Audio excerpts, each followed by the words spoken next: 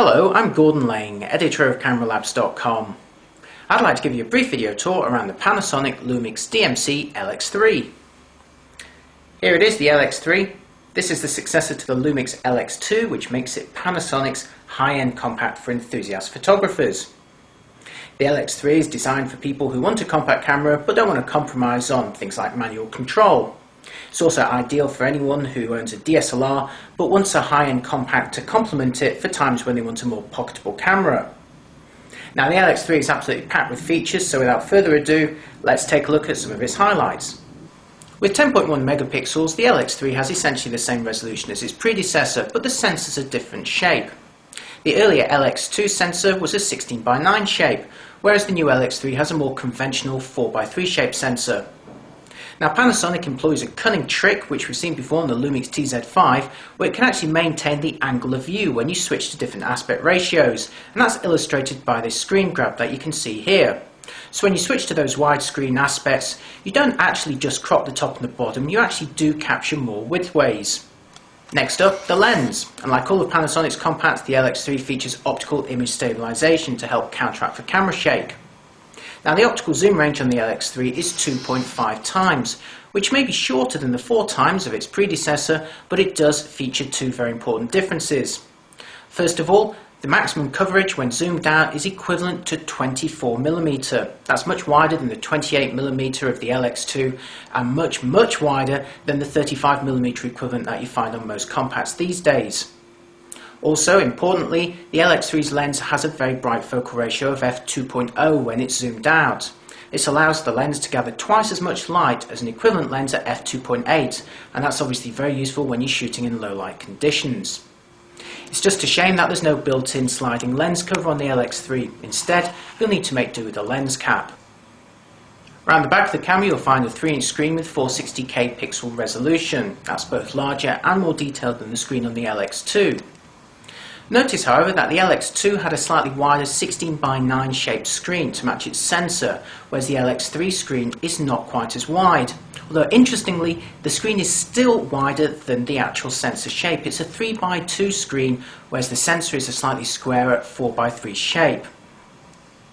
Like its predecessor, the LX3 features a RAW recording option. This is a very important feature for enthusiasts as it allows the camera to record the raw data from the sensor, which gives you the maximum possible quality while also giving you plenty of opportunities to tweak the image in software later.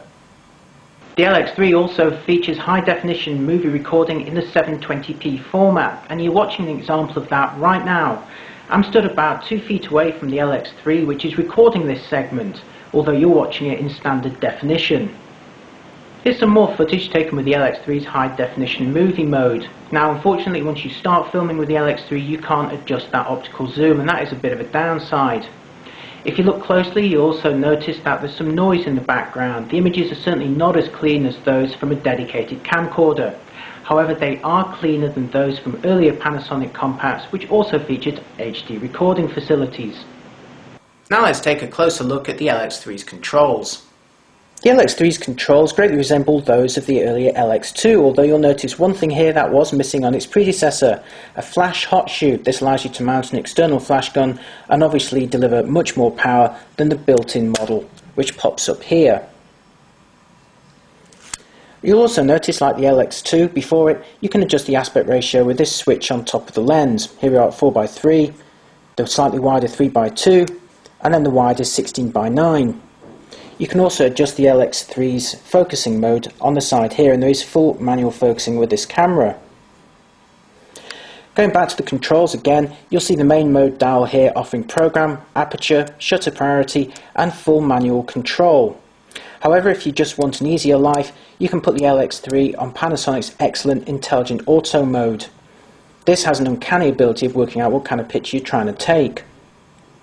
If you're in manual focus mode, you can press this button here to temporarily autofocus. Below this you'll find the power switch and also the shutter release with a zoom rocker around it. Around the back of the camera it resembles most of Panasonic's recent models. You have a switch here that puts the camera between record and play mode, a tiny joystick here which is used to adjust various settings, and also the drop down Q menu I'll show you in a moment, and the usual 4 cross keys here. You'll notice that this bottom button is now a programmable function key. Turning to the bottom of the camera, you'll find the rechargeable battery and memory card. And of course, being a Panasonic model, the LX3 takes SD. Finally, in the compartment to the side of the camera, you'll find the ports. At the top, a component output for use with the optional component cable that can do high definition slideshows.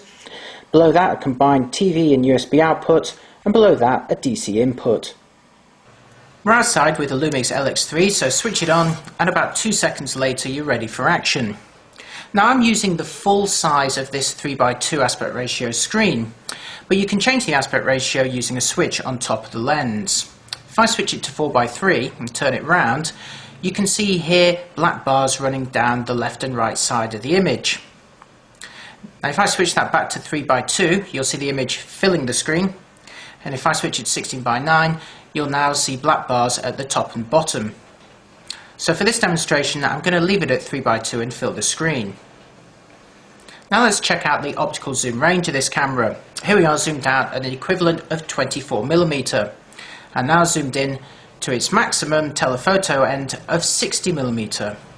Now that's not a massive range, but it did start off much wider than most compacts. Now if I press the display button here, you can overlay things like an alignment grid. Press it once more, you get detailed shooting information. And you'll also notice here a live histogram, which I've enabled in the menus. Now like other Panasonic compacts, the LX2 makes it very easy to adjust settings. If I just push this joystick here, I can fire up a drop-down menu.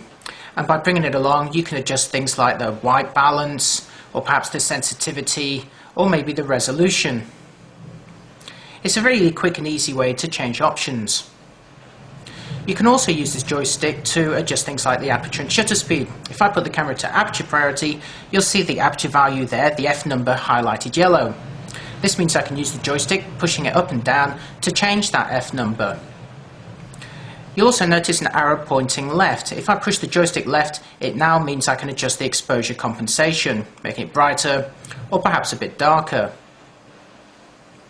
Likewise, if I put the camera into fully manual mode, you'll see that the shutter speed is now highlighted yellow, so I can adjust that by pushing the joystick up and down.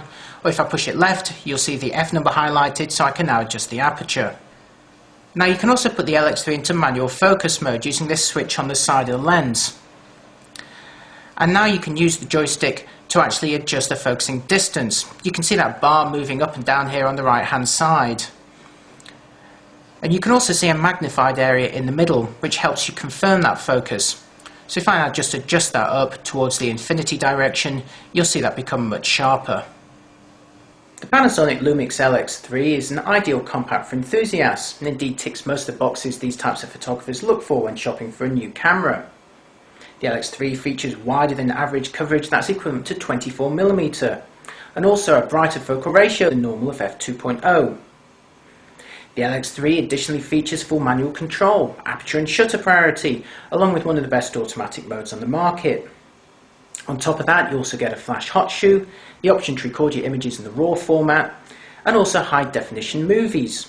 This is one feature-packed camera, and you get all of that also in a package that's relatively small and light.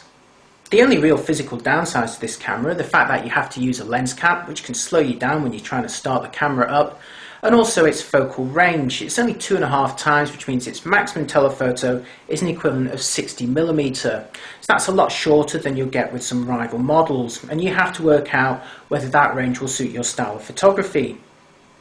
The other aspect that you'll want to look into is the actual image quality.